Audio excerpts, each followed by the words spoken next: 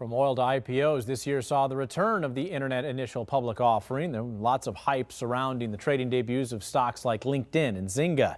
But investors did not always buy into the hype. Joya tonight looks back at the year's newest stocks and the IPO everybody's waiting for next year.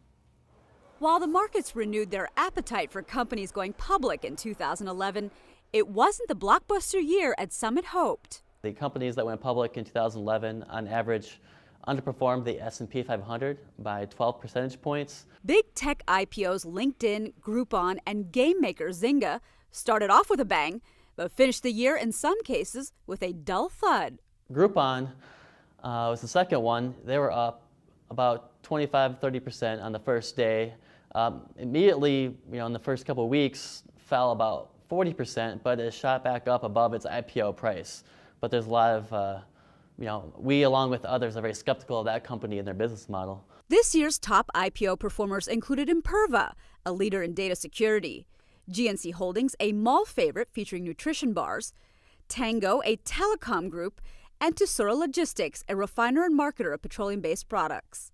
This year's worst IPO performers included China Century Dragon Media, a Chinese television media buyer, Friend Finder Networks, a dating website, Imperial Holdings, a specialty finance company, and finally Kips Bay Medical, which develops products such as mesh stents for use in bypass surgery.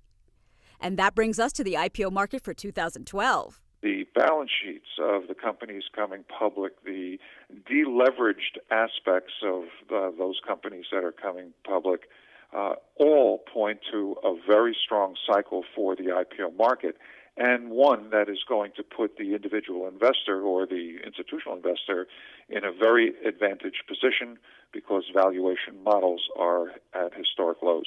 Companies David is watching out for include GoGo, the company that provides internet access aboard planes, software company with a focus on the TV industry NDS Group Holdings, and marketing company ExactTarget. And then there's the 800-pound gorilla in the IPO market for 2012, better known as Facebook.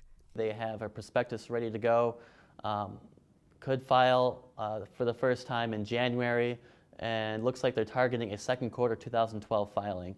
They're targeting a $100 billion valuation and look to raise $10 billion.